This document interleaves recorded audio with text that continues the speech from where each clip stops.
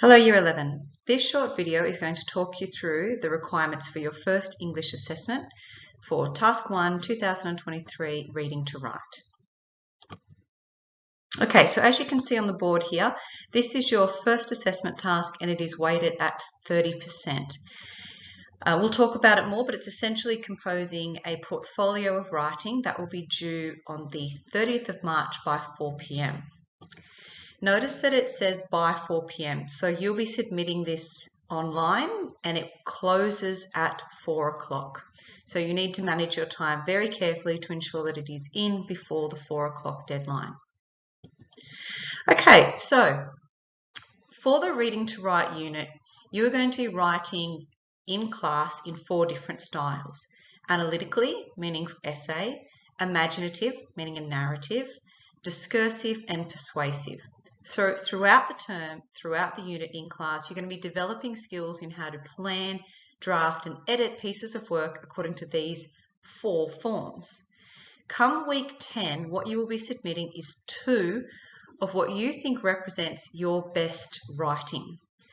Each piece will respond to one of the questions below and will be about 600 words in length. I say about 600 because we allow for a 10% rule either side.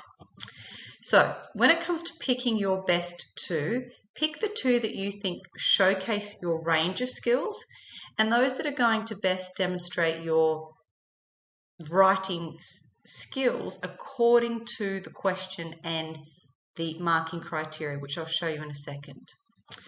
Now, being only 600 words, we are not looking for complete full pieces of writing, especially in the narrative form. It might only be a small scene to showcase your skills. It's not meant to be a full, long piece. We're doing that because you need to learn to be concise and precise with your language, obviously with that end goal of writing for the HSC in mind. The 10% rule means that we will accept 10% over and 10% under. That's a good range. You'll need to make sure you put your word count for each piece on the final product. Okay, so your 4 options. The first one is analytical writing. This is where you'll be responding to The Second Coming by Yeats, which is your first text that you studied in class. You are given a stimulus statement, and as that suggests, it should stimulate your ideas about Yeats and the poem. It says, as a modernist poet, Yeats aimed to stimulate thought rather than emotion.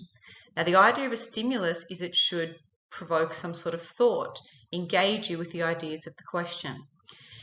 You would need to decide, make a judgment, be evaluative, because it's to what extent is this statement true of your reading.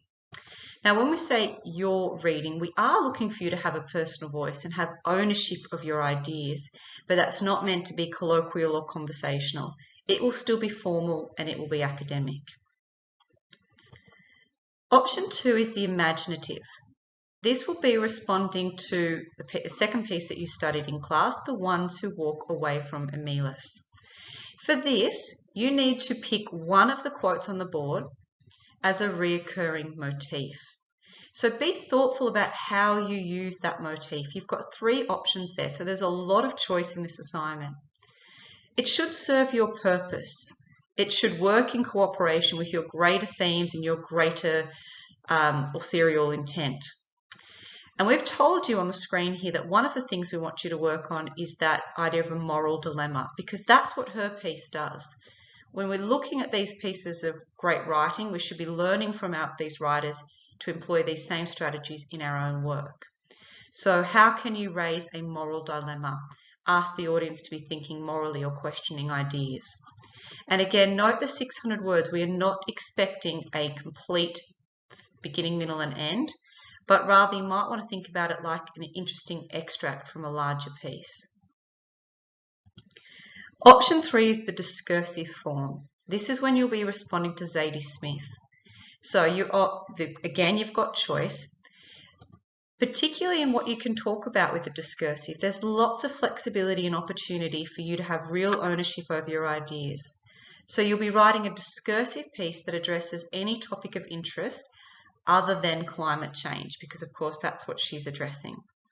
You should do a lot of research for a discursive because you need to be able to know and talk confidently about your topic and write confidently about your topic. You'll use Zadie's style as inspiration, and you'll need to use one of the following forms that I've listed here. So we want you to be thoughtful about picking the form that best suits your purpose and your message.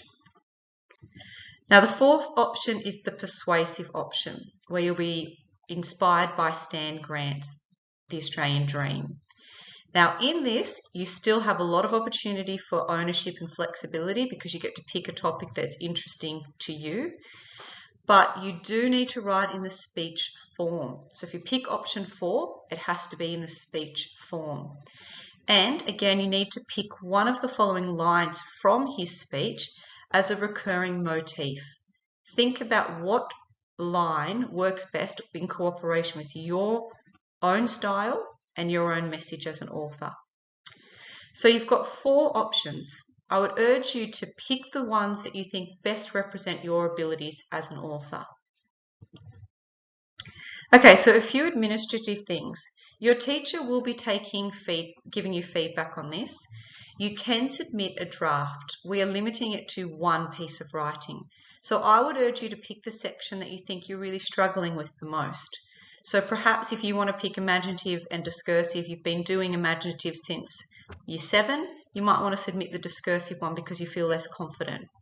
Having said that, you're going to be doing a lot of this work during class, writing these various forms during class, so there'll be opportunity for your feedback to give your teacher to give you feedback on these skills. We have got a deadline here at Freshwater for drafts. Your individual classroom teacher will tell you how that's to be submitted, whether it's Google Classroom or via email, and it's to come into them by midnight on the 16th of March. This gives us time to read it and make comments, but also gives you time to action any necessary change. You'll see there's a lot of instructions, so you might want to pause this video and read through them carefully about submitting them with your NESA number. Your English teacher's going to help you find that, not your name. You'll submit it with your word count for both sections, and also clearly tell me what section you're doing. So are you picking option A, which is the analytical, or is it option 4 and technique number 2, that motif? Be really clear about that. We will also go through in class how to get on to Turnitin and how to upload your work. Okay, the last thing I want to look at is the marking criteria. It's the same criteria for whether you do option 1, 2, 3, or 4. So regardless of whether you're picking imaginative, discursive, persuasive, whatever, we mark off the same criteria. And I'm going to zoom in and really think about the A range. So to get an A range Year 11, we want to see that you've composed an engaging, insightful, and perceptive portfolio of writing. So you have to entertain us. How engaging is your writing? Are you giving insights? Are you can we see evidence of thoughtfulness? That it's not information on the page, but you really crafted your piece. The second outcome is about the language, and is it appropriate for the form that you've selected, and are you answering the set question? So think about knowing the conventions of each of those forms. They're different in styles. Have you employed the best techniques for that purpose and for that form? And always in English, it comes down to your command of language. So do you have a skillful control?